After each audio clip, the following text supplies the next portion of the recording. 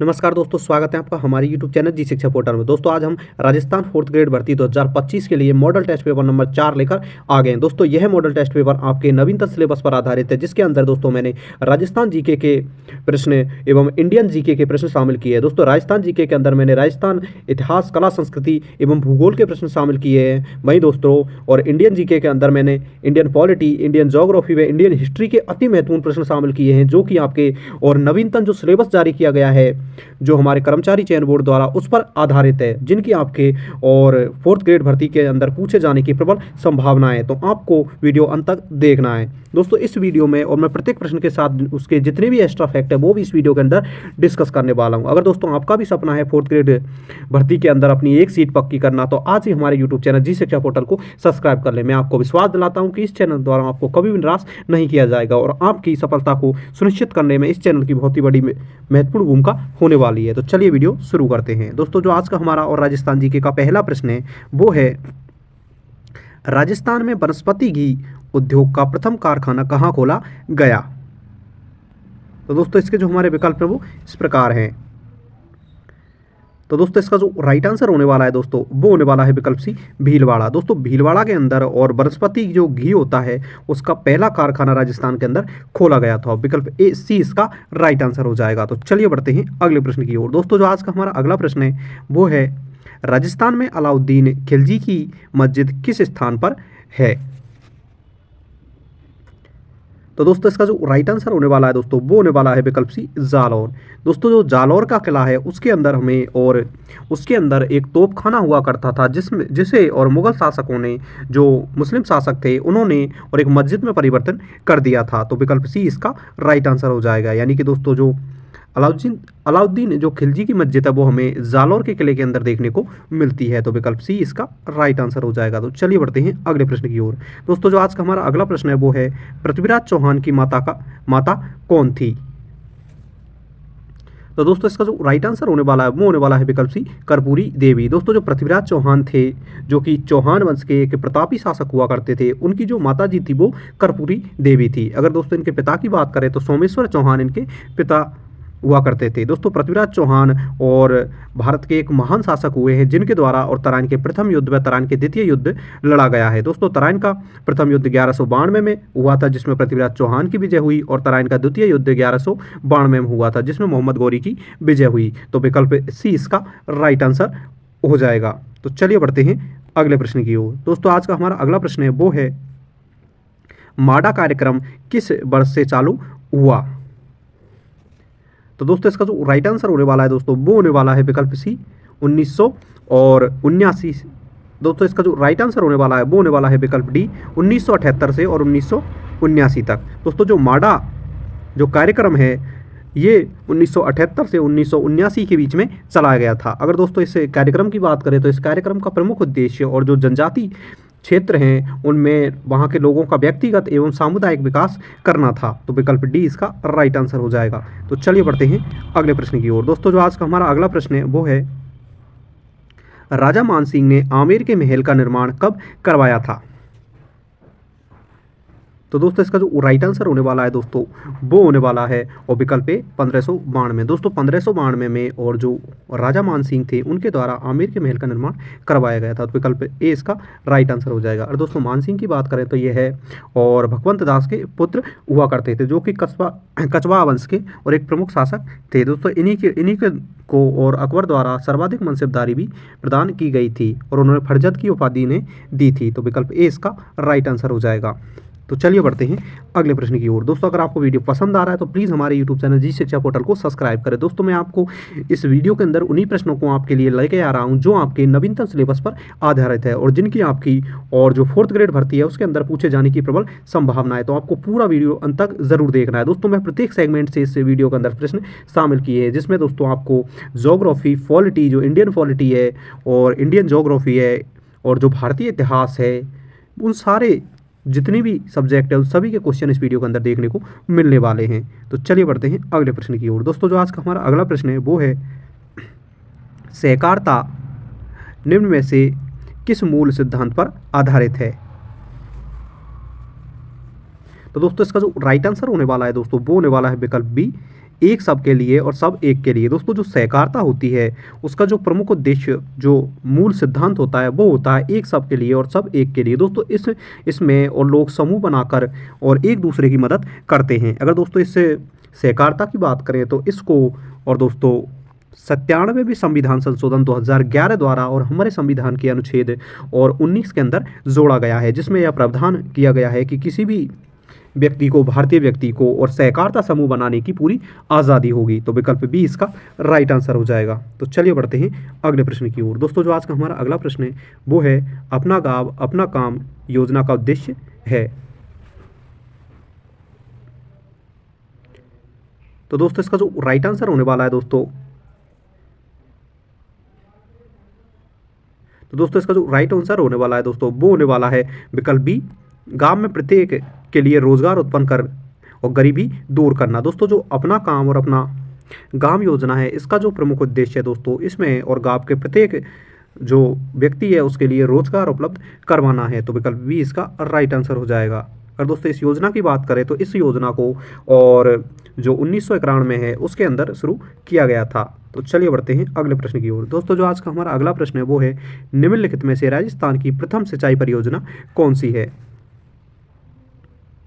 तो दोस्तों इसका जो राइट आंसर होने वाला है वो होने वाला है विकल्प सी, गंग नहर। दोस्तों राजस्थान की जो पहली सिंचाई परियोजना है वो है गंग नहर। अगर दोस्तों हम गंग नहर की बात करें तो इसकी शुरुआत और 1920 के अंदर और जो बीकानेर के शासक गंगा सिंह थे उनके द्वारा की गई थी। दोस्तों इस नहर का जो निर्माण का प्रमुख उद्देश्य है दोस्तों जो बीकानेर रियासत है उसका जो क्षेत्र है उसके लिए और जो जलापूर्ति है वो करवाना था। दोस्तों यह जो नहर है वो सतलज नदी से और इस नहर को पानी उपलब्ध करवाया गया था। तो यह दोस्तों राजस्थान और पंजाब की एक संयुक्त परियोजना हुआ करती थी। तो चलिए बढ़ते हैं अगले प्रश्न की ओर। दोस्तों जो आज का हमारा अगला प्रश्न है वो है किस पुरातत्व स्थल का प्राचीन नाम मालव नगर था। तो दोस्तों इसका जो राइट आंसर होने वाला है वो होने वाला है विकल्प ए, नगर। दोस्तों जो नगर पुरातत्विक स्थल है उसका और प्राचीन नाम और मालव नगर हुआ करता था। अगर दोस्तों हम इस स्थान की बात करें तो यह हमें उनियारा टोंक के अंदर देखने को मिलता है जो कि एक प्राचीन पुरातात्विक स्थल है। तो विकल्प ए इसका राइट आंसर हो जाएगा। दोस्तों अन्य ऑप्शंस की बात करें तो जो जोधपुरा है दोस्तों वो सभ्यता हमें जयपुर जिले के अंदर देखने को मिलती है। वहीं दोस्तों जो सोनारी सभ्यता है वो हमें झुंझुनू जिले के अंदर देखने को मिलती है। तो चलिए बढ़ते हैं अगले प्रश्न की ओर। दोस्तों जो आज का हमारा अगला प्रश्न है वो है संगीत राज नामक कृति किस राजपूत शासक की रचना है।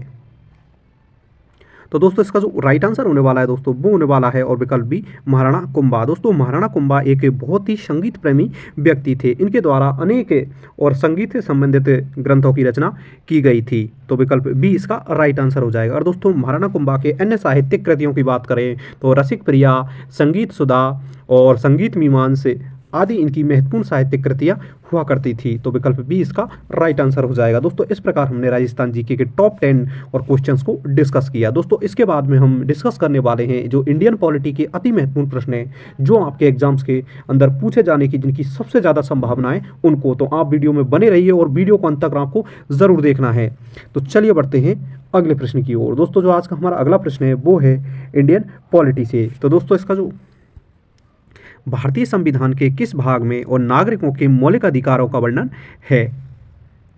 तो दोस्तों इसका जो राइट आंसर होने वाला है दोस्तों वो होने वाला है विकल्प बी, भाग 3। दोस्तों हमारे संविधान के भाग 3 के अंदर और मौलिक अधिकारों का वर्णन किया गया है। अगर दोस्तों हम भाग 3 की बात करें तो इसका उल्लेख हमारे संविधान के अनुच्छेद और 12 से और 35 के मध्य किया गया है, जिसमें दोस्तों प्रमुख रूप से 6 मौलिक अधिकार हैं जिनके विभिन्न भागों को विभिन्न अनुच्छेदों में बांटा गया है, जिनमें स्वतंत्रता का अधिकार और दोस्तों धार्मिक स्वतंत्रता का अधिकार, जीवन जीने का अधिकार और दोस्तों अल्पसंख्यकों के अधिकारों के संरक्षण का अधिकार, ये प्रमुख अधिकार हैं। तो विकल्प बी इसका राइट आंसर हो जाएगा। तो चलिए बढ़ते हैं अगले प्रश्न की ओर। दोस्तों जो आज का हमारा अगला प्रश्न है वो है भारत का प्रथम विधि मंत्री कौन थे।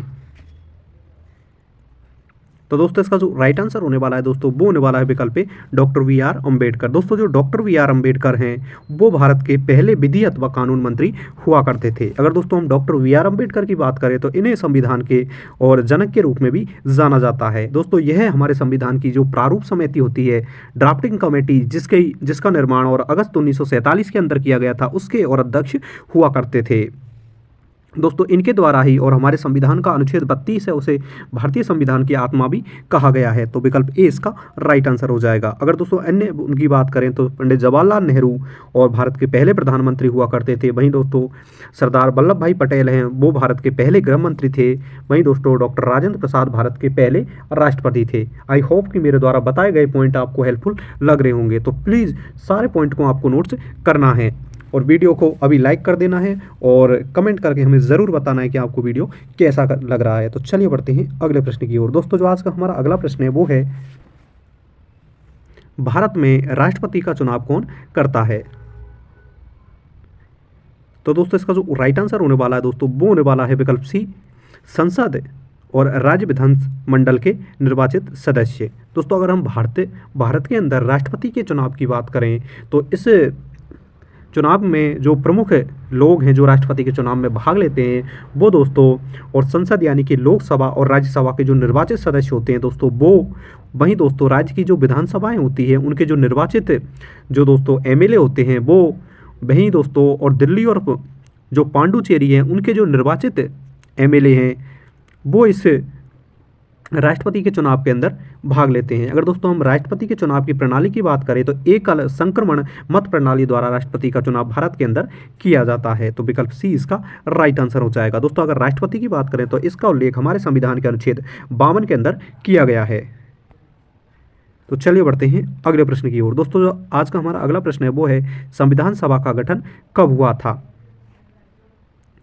तो दोस्तों इसका जो राइट आंसर होने वाला है दोस्तों वो होने वाला है विकल्प बी 1940 में। दोस्तों 1940 के अंदर और भारत के अंदर संविधान सभा का गठन किया गया था। अगर दोस्तों हम संविधान सभा की पहली बैठक की बात करें तो दोस्तों 9 दिसंबर 1940 को भारतीय संविधान सभा की और पहली बैठक होती है।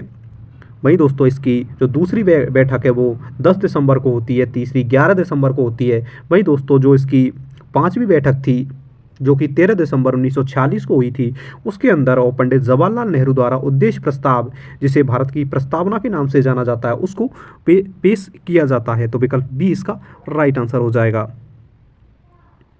तो चलिए बढ़ते हैं अगले प्रश्न की ओर। दोस्तों जो आज का हमारा अगला प्रश्न है वो है संघीय प्रणाली की अवधारणा भारत ने किस देश से ली है।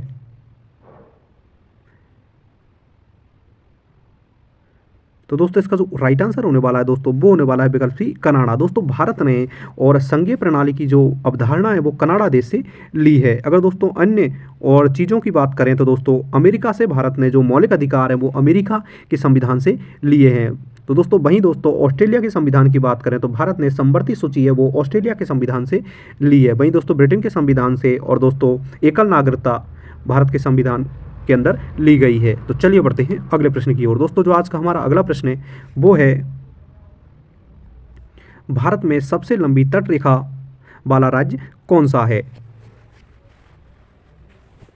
तो दोस्तों इसका जो राइट आंसर होने वाला है वो होने वाला है और विकल्प सी, गुजरात। दोस्तों भारत के अंदर और सर्वाधिक जो लंबी तट रेखा है वो दोस्तों हमें गुजरात राज्य की देखने को मिलती है। अगर दोस्तों इसकी तट रेखा की बात करें तो लगभग 1600 किलोमीटर इसकी तट रेखा है। वहीं दोस्तों दूसरे नंबर पर बात करें तो दोस्तों दूसरे नंबर पर जो सबसे बड़ी तट रेखा है वो हमें और आंध्र प्रदेश की देखने को मिलती है। वहीं उसके बाद दोस्तों हमें तमिलनाडु की तट रेखा देखने को मिलती है। तो विकल्प सी इसका राइट आंसर हो जाएगा। तो चलिए बढ़ते हैं अगले प्रश्न की ओर। दोस्तों जो आज का हमारा अगला प्रश्न है वो है भारत में सबसे अधिक गन्ना उत्पादन किस राज्य में होता है। दोस्तों इसके बाद में जो पहले मैंने इंडियन पॉलिटी के क्वेश्चन डिस्कस किए थे और अब मैं जो प्रश्न आपको करवा रहा हूँ वो भारत के जो भूगोल है उससे संबंधित महत्वपूर्ण प्रश्न है। तो आपको वीडियो अंत तक जरूर देखना है। दोस्तों मैंने प्रत्येक सेगमेंट से इस वीडियो के अंदर प्रश्न शामिल किए हैं जो कि आपके सिलेबस के अंदर और स्पष्ट रूप से दिया हुआ है। तो आपको और प्रत्येक प्रश्न को ध्यान से सुनना है और वीडियो को लाइक कर देना है और चैनल को अभी सब्सक्राइब कर लेना है, क्योंकि दोस्तों मैं आपको इस भर्ती की संपूर्ण तैयारी इस चैनल पर करवाने वाला हूं। दोस्तों भारत में सबसे अधिक गन्ना उत्पादन और की बात करें तो दोस्तों भारत में सर्वाधिक जो गन्ना उत्पादन है वो उत्तर प्रदेश और राज्य के अंदर किया जाता है। वहीं दोस्तों और चीनी के उत्पादन में भी उत्तर प्रदेश राज्य प्रथम स्थान पर है, इसीलिए उत्तर प्रदेश राज्य को चीनी का कटोरा भी कहा जाता है। वहीं अगर दोस्तों भारत के अंदर और अन्य चीज़ों की बात करें तो फल उत्पादन में भारत में आंध्र प्रदेश पहले स्थान पर है। वहीं दोस्तों कर्नाटक राज्य और कॉफ़ी उत्पादन में भारत में प्रथम स्थान पर है। तो चलिए बढ़ते हैं अगले प्रश्न की ओर। दोस्तों जो आज का हमारा अगला प्रश्न है वो है, कौन सी नदी ढक्कन का गंगा कहलाती है? तो दोस्तों इसका जो राइट आंसर होने वाला है दोस्तों वो होने वाला है विकल्प बी, गोदावरी। दोस्तों गोदावरी नदी को ढक्कन की गंगा के नाम से जाना जाता है। दोस्तों अगर गोदावरी नदी की बात करें तो यह महाराष्ट्र के नासिक से निकलती है। दोस्तों यह एक अरब सागर की एक महत्वपूर्ण नदी है जो कि अरब सागर में अपना जल प्रभावित करती है। तो विकल्प बी इसका राइट आंसर हो जाएगा, यानी कि दोस्तों ढक्कन की गंगा के नाम से और गोदावरी नदी को जाना जाता है। दोस्तों यह नदी और जो ढक्कन का पठार है जो प्रमुख रूप से हमें महाराष्ट्र, आंध्र प्रदेश और गुजरात के अंदर देखने को मिलता है, वहाँ पर यह बहती है। तो चलिए बढ़ते हैं अगले प्रश्न की ओर। दोस्तों जो आज का हमारा अगला प्रश्न है वो है, भारत में कर्क रेखा कितने राज्यों से गुजरती है? तो दोस्तों इसका जो राइट आंसर होने वाला है दोस्तों वो होने वाला है और विकल्प सी, 8 राज्यों से। दोस्तों हमारे देश के अंदर जो कर्क रेखा है वो 8 राज्यों से होकर गुजरती है। दोस्तों अगर कर्क रेखा की बात करें तो यह है और 23.5 डिग्री उत्तरी अक्षांश रेखा है जो कि भारत के 8 राज्यों से होकर गुजरती है। दोस्तों अगर इन 8 राज्यों के नाम की बात करें तो इसमें सबसे पहले गुजरात, राजस्थान, मध्य प्रदेश, छत्तीसगढ़, उड़ीसा, झारखंड, पश्चिम बंगाल, त्रिपुरा और मिजोरम राज्य शामिल है। तो चलिए बढ़ते हैं अगले प्रश्न की ओर। दोस्तों जो आज का हमारा अगला प्रश्न है वो है, भारत में किस क्षेत्र को चावल का कटोरा कहा जाता है? तो दोस्तों इसका जो राइट आंसर होने वाला है वो होने वाला है विकल्प बी, पश्चिम बंगाल को। दोस्तों पश्चिम बंगाल को भारत के अंदर चावल के कटोरे के नाम से जाना जाता है, क्योंकि दोस्तों भारत का सर्वाधिक मात्रा में जो चावल है वो पश्चिम बंगाल के अंदर ही और उत्पादित किया जाता है। वहीं अगर दोस्तों हम भारत की दूसरे नंबर की सबसे बड़ी खाद्यान्न फसल गेहूं की बात करें तो उसका उत्पादन उत्तर प्रदेश राज्य के अंदर सर्वाधिक मात्रा में होता है। तो चलिए बढ़ते हैं अगले प्रश्न की ओर। दोस्तों जो आज का हमारा अगला प्रश्न है वो है, भारतीय संविधान में संशोधन की प्रक्रिया किस संविधान से ली गई है? तो दोस्तों इसका जो राइट आंसर होने वाला है दोस्तों वो होने वाला है और विकल्प सी, दक्षिण अफ्रीका। दोस्तों हमारे संविधान के अंदर और संविधान संशोधन की जो प्रक्रिया है वो और दक्षिण अफ्रीका के संविधान से ली गई है। तो विकल्प सी इसका राइट आंसर हो जाएगा। वहीं दोस्तों भारत के संविधान के अंदर जो भाईचारे की भावना है और जो बंधुत्व की भावना है वो हमें फ्रांस की संविधान से फ्रांस की क्रांति यानी कि फ्रांस के संविधान से देखने को मिलती है। तो चलिए बढ़ते हैं अगले प्रश्न की ओर। दोस्तों जो आज का हमारा अगला प्रश्न है वो है, भारतीय संविधान की आत्मा किसे कहा जाता है? तो दोस्तों इसका जो राइट आंसर होने वाला है दोस्तों वो होने वाला है विकल्प ए, प्रस्तावना। दोस्तों जो हमारे भारतीय संविधान की जो प्रस्तावना है उसे भारतीय संविधान की आत्मा कहा जाता है। तो विकल्प ए इसका राइट आंसर होगा। दोस्तों यह वही उद्देश्य प्रस्ताव है जो कि और 1946 के अंदर यानी कि 13 दिसंबर 1946 को पंडित जवाहरलाल नेहरू के द्वारा पेश किया गया था, जो कि 22 जनवरी और 1947 को और हमारी संविधान सभा द्वारा स्वीकार किया गया था। तो चलिए बढ़ते हैं अगले प्रश्न की ओर। दोस्तों जो अगर अगले प्रश्न की पे बढ़ने से पहले और दोस्तों अगर हम डॉक्टर अंबेडकर की बात करें तो दोस्तों डॉक्टर अंबेडकर ने और जो हमारे संविधान का अनुच्छेद 32 है उसे भारतीय संविधान की आत्मा कहा है। दोस्तों अगर आपको वीडियो पसंद आ रहा है तो प्लीज़ हमारे यूट्यूब चैनल जी शिक्षा पोर्टल को सब्सक्राइब करके और वीडियो को लाइक करके हमें सपोर्ट ज़रूर करें। दोस्तों जो आज का हमारा अगला प्रश्न है वो है, भारतीय संविधान के किस अनुच्छेद में भारत को एक धर्मनिरपेक्ष राज्य कहा गया है? तो दोस्तों इसका जो राइट आंसर होने वाला है वो होने वाला है विकल्प बी, अनुच्छेद 25। दोस्तों भारतीय संविधान के अनुच्छेद 25 के अंदर यह स्पष्ट रूप से वर्णित है कि भारत एक धर्मनिरपेक्ष राष्ट्र है।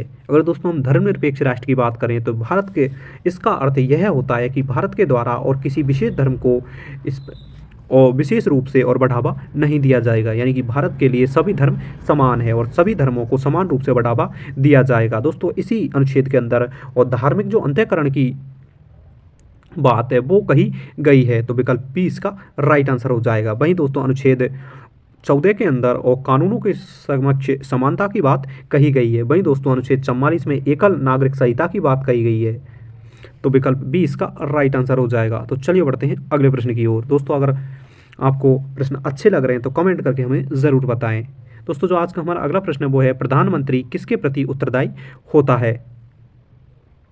तो दोस्तों इसका जो राइट आंसर होने वाला है दोस्तों वो होने वाला है विकल्प बी, लोकसभा। दोस्तों जो भारत का प्रधानमंत्री होता है वो लोकसभा के प्रति और उत्तरदायी होता है। तो विकल्प बी इसका राइट आंसर हो जाएगा। दोस्तों अगर इसकी प्रधानमंत्री की बात करें तो इसका उल्लेख हमारे संविधान का जो अनुच्छेद और 75 है उसके अंदर स्पष्ट रूप से किया गया है। तो चलिए बढ़ते हैं अगले प्रश्न की ओर। दोस्तों जो आज का हमारा अगला प्रश्न है वो है, भारतीय संसद के दोनों सदनों की संयुक्त बैठक कौन बुलाता है? तो दोस्तों इसका जो राइट आंसर होने वाला है दोस्तों वो होने वाला है विकल्प ए, राष्ट्रपति। दोस्तों हमारे संविधान के अंदर और जो संयुक्त बैठक है संसद की, जिसमें राज्यसभा व लोकसभा के दोनों के सदस्य भाग लेते हैं, उसको और बुलाने का जो एकमात्र अधिकार है वो भारत के राष्ट्रपति के पास है। तो विकल्प ए इसका राइट आंसर हो जाएगा। दोस्तों इसका उल्लेख हमारे संविधान की जो अनुच्छेद 108 के अंदर स्पष्ट रूप से वर्णित किया गया है। दोस्तों इस जो बैठक है इसकी अध्यक्षता और लोकसभा अध्यक्ष द्वारा की जाती है। तो चलिए बढ़ते हैं अगले प्रश्न की ओर। दोस्तों जो आज का हमारा अगला प्रश्न है वो है, भारत छोड़ो आंदोलन कब शुरू हुआ था? दोस्तों अब और मैं बात करने वाला हूं और जो इंडियन हिस्ट्री के अति महत्वपूर्ण प्रश्न है उनके बारे में। तो आपको पूरा वीडियो अंत तक जरूर देखना है। दोस्तों मैंने प्रत्येक सेगमेंट से इस वीडियो के अंदर प्रश्न शामिल किए हैं।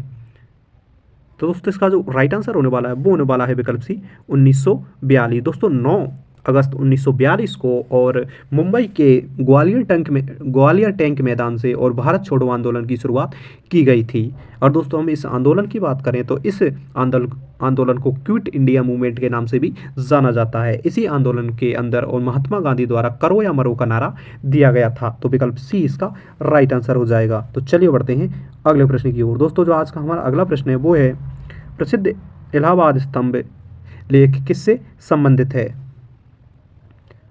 तो दोस्तों इसका जो राइट आंसर होने वाला है दोस्तों वो होने वाला है समुद्रगुप्त। दोस्तों समुद्रगुप्त के द्वारा और प्रसिद्ध जो इलाहाबाद अभिलेख है उसकी का जो निर्माण है वो किया गया था। इनके जो दोस्तों दरबारी लेखक हुआ करते थे हरिसेन, उनके द्वारा और जो इलाहाबाद प्रशस्ति है उसकी भी रचना की गई थी। दोस्तों समुद्रगुप्त को भारत का नेपोलियन कहा जाता है और दोस्तों इनकी वीणा बजाते हुए और मूर्ति भी सिक्कों पर देखने को मिलती है। तो चलिए बढ़ते हैं अगले प्रश्न की ओर। दोस्तों जो आज का हमारा अगला प्रश्न है वो है, द्वितीय गोलमेज सम्मेलन किस वर्ष हुआ था? तो दोस्तों इसका जो राइट आंसर होने वाला है वो होने वाला है विकल्प बी, 1931 को। दोस्तों नवंबर दिसंबर 1931 को और द्वितीय गोलमेज सम्मेलन इंग्लैंड के अंदर आयोजित किया गया था। दोस्तों अगर इस सम्मेलन की बात करें तो यह एकमात्र गोलमेज सम्मेलन था जिसमें महात्मा गांधी ने भाग लिया था। तो विकल्प बी इसका राइट आंसर हो जाएगा। दोस्तों पहला गोलमेज सम्मेलन 1930 के अंदर, दूसरा 1931 में, तीसरा गोलमेज सम्मेलन 1932 के अंदर आयोजित किया गया था। दोस्तों डॉक्टर अम्बेडकर एकमात्र ऐसे व्यक्ति थे जिन्होंने तीनों गोलमेज सम्मेलन के अंदर भाग लिया था। तो विकल्प बी इसका राइट आंसर हो जाएगा। तो चलिए बढ़ते हैं अगले प्रश्न की ओर। दोस्तों जो आज का हमारा अगला प्रश्न है वो है, स्वदेशी आंदोलन कब शुरू हुआ था? तो दोस्तों इसका जो राइट आंसर होने वाला है दोस्तों वो होने वाला है विकल्प ए, 1905 को। दोस्तों 1905 को और स्वदेशी आंदोलन की शुरुआत की गई थी। दोस्तों अगर स्वदेशी आंदोलन की शुरुआत की बात करें तो इनके जो प्रमुख नेता थे वो बाल गंगाधर तिलक, लाला लाजपत राय, बिपिन चंद्र पाल आदि इसके प्रमुख नेता हुआ करते थे। दोस्तों जो आज का हमारा अगला प्रश्न है वो है, कौन सा गुप्त शासक साहित्य का संरक्षक था?